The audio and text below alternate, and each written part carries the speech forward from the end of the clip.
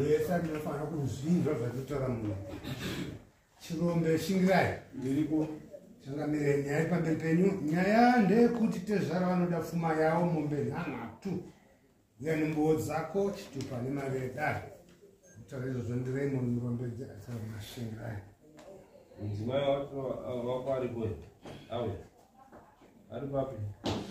Uya mugare pakati apa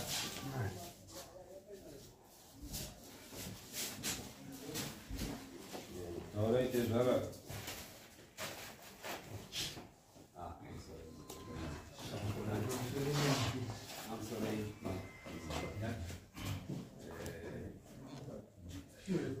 ndauya kuno kutarire kwamambo makonde kwachiti makonde nawe ndatumwa nababa ndauya ndina mukoma ndinakuya ndoga mushure mekunge hanzvadzi yedu aine makore achigara nemukwasha pasina kuzivana nemukwasha kwakanaka mumusha.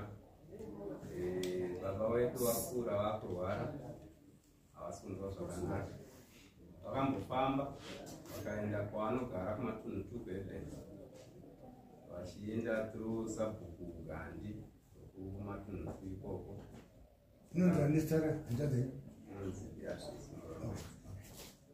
vachinosunga pfuma iyoyo mukwasha akadaidzwa haana kukwanisa kuresponda zvakanaka, haana kuuya kusvikira vana baba vakadzoka. Ndikazoenda navo zvakare baba kuredhenzi ikoko ndokunga ndakatovatakura nemudhudhudha havasi kunzwa zvakanaka. Asvikako kwasabhuku kweya takavashaiwa sabhuku sundovaenda kunotambira mafetaiza ndokunga pane 12 ibva tadzoka kumba. Saka baba vakazotirayira kuti endai makadai kusvika kumatare munonzwa kuti mukwasha ari kuti nokubhadhara kwatakaita nhau kuti mukwasha ndorokudzwa nhau awe anakadai wachiri wese wari wese iyo iri kutaura mukwasha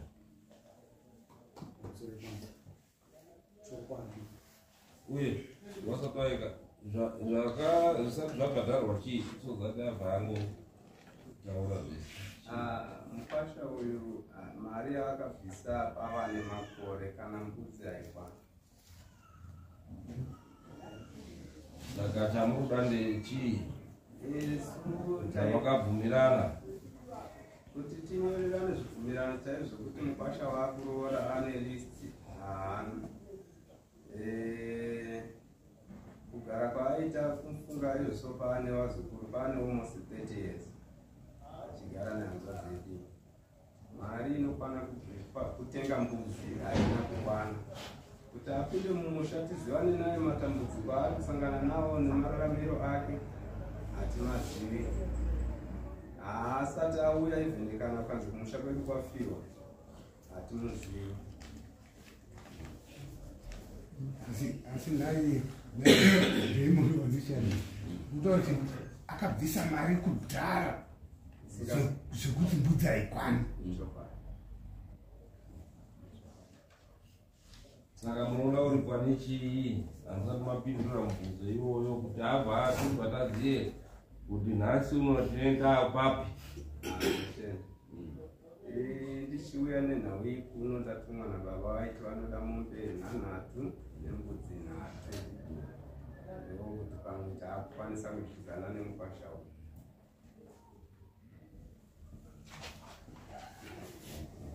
izvo zvirikutaurwa mukwambo chokwadi hachisi kunatsobuda zvakanaka. Zuva pandinoita izvi pandakatora mudzimai wangu ndakamutora kubasa ndikandogara naye. Baba murumbedzi vakanditeera pachikoro vakazotara mumwe mudzimai vakagara naye ndikazotera inini ndikatsvaga munai wangu akandobvisa mari vakandichaja mombe 2 panguva yacho kuti sakane mhuri ma94 95. Pawakazouya akasangana nemari kuti wangu wachibva wazouya iri kuedhedzi vati baba tinozasandagadzirira kana ndagadzirira ndinoza inini ndakazochinzoni basi ndakandaenda asi ndaipota ndichienda kumusha apo neapo ndiri kuenda kumusha apo neapo pakazoita pakati kusaurirana tingati mudzimai wangu akazonditorera protection order saka kuti akambobva muno mudani nenyemwana saka anditora protection order ndakabva ndatora nguva yekusasvika kumba zvakakutaura kuti ndaiti ndikasvika ndakubatirwa pepa ndonzi ndapara muso ndosungiswa nera mumapurisa saka izvozvo zvakandipa ini kuti ndirege kucharama ndichisvika pamba kuti ndandakubatirwa mutemo saka tapiwa protection order yedu yakazopiwa makore 20 years naManchester tisingarongeri pamwe ndikasvika pamba zvakureva kuti kana vadzonanga vari pane kutaura navo asi ndiwanochengeta pfuma yedu ndakandangoonao kana paine mwana ndondobvunza kana pasina mwana ndotodzoka saka pfuma yavo chokwadi ndinovapa mombe dzendiri kuziva inini dzavakanga vambondichaja imbiri kana dziri mbiri chokwadi handirambi ndinovabhadhara ndinadzo asi pari zvinezvi ndiri kunze kwemusha kuti ndakatorwa mapepa handina simba rekuti ndiromena wadzimai vangu tiye zvine zvinatibvise zvinodiwana natezva izvo zvakutondirei asi kuti mombe mbiri unadzo ndinadzo dzokuti otini then nembudzi dzemasungiro nenhatu zvembudzi dzanga dziriko but dzakapedzwa neavo vachitengesa vo vachita zvawaiti ndanga ndine 14 mbudzi saka ndakazokakuna chinhu kuti munhu anenge tisingasvikumba nekuti izvo zveprotection order ugaro hwenyu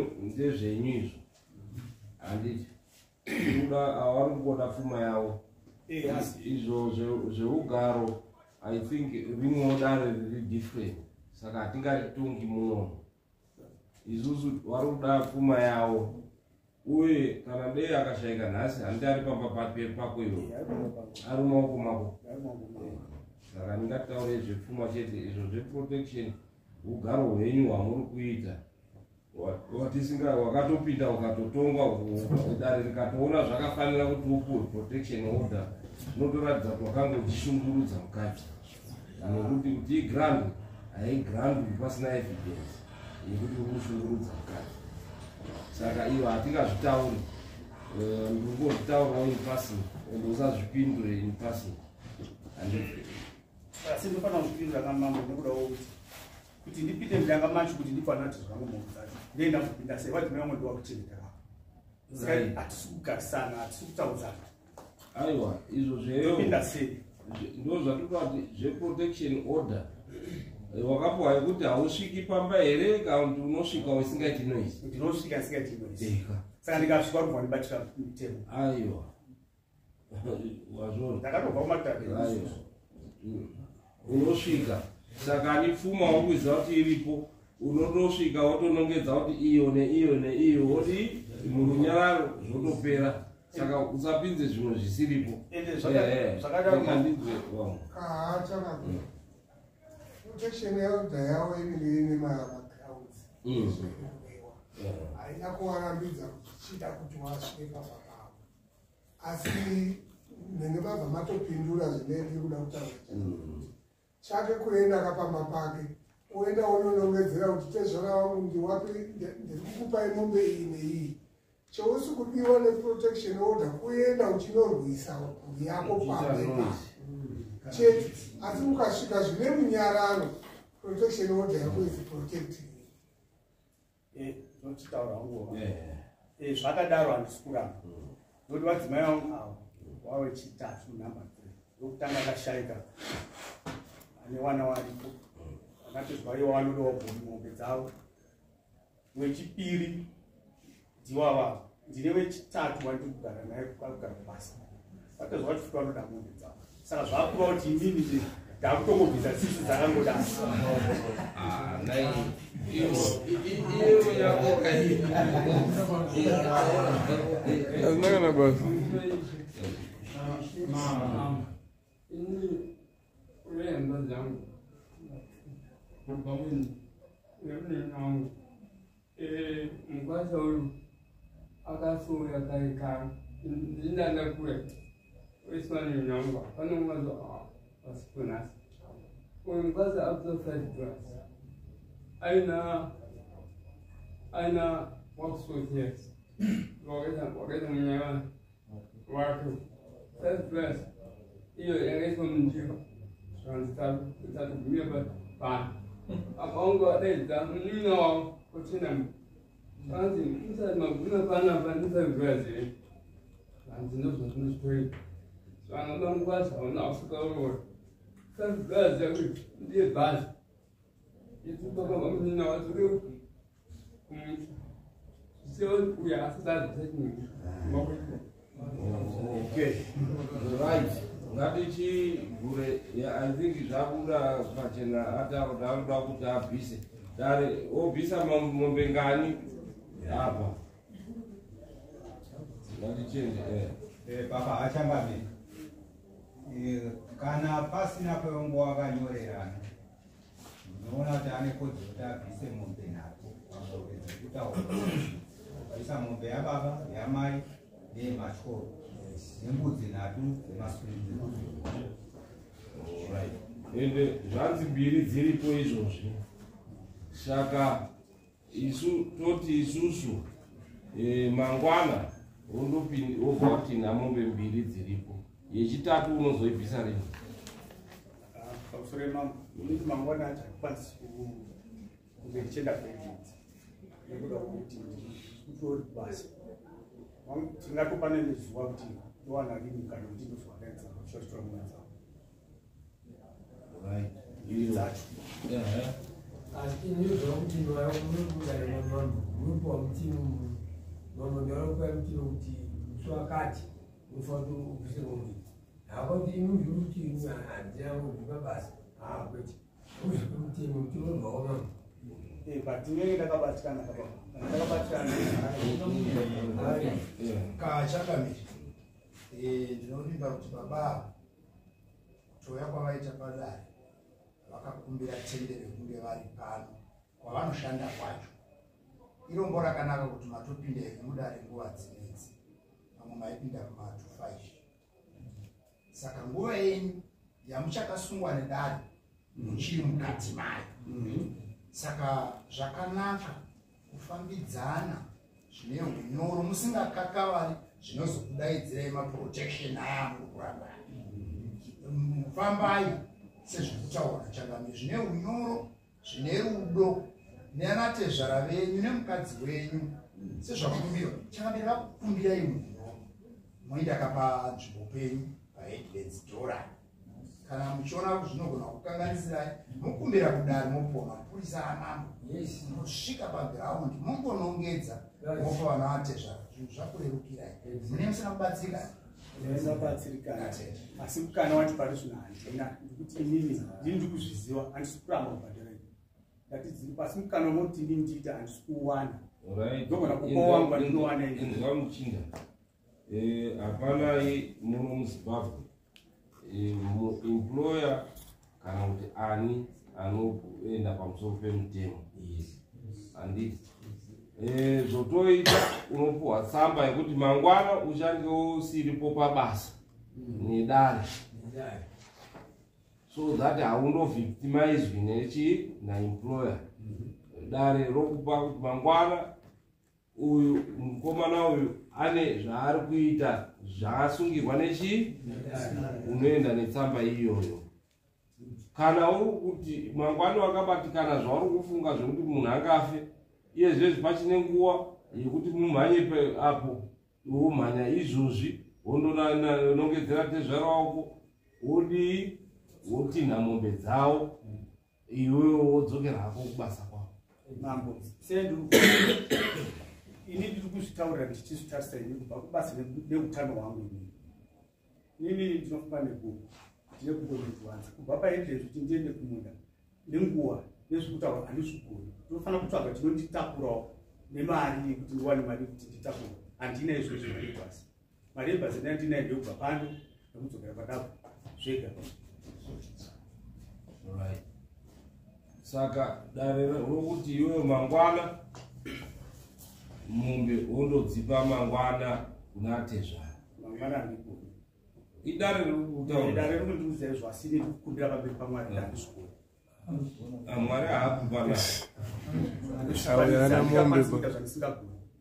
Ndinofamba nemari handina yangu motikari handina mari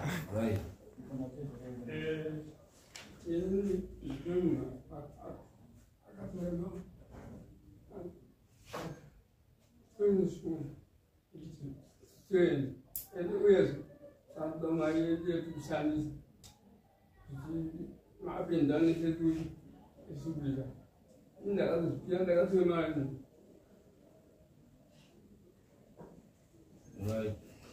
Apo wanatezvara kutera pfuma pachivanhu chedu munobvumirwa kuti muteedze pfuma muchidiyo muchibvisa mari yekutera pfuma. Hazvirevi kuti makosi angadii. Saka ukasununguka musupi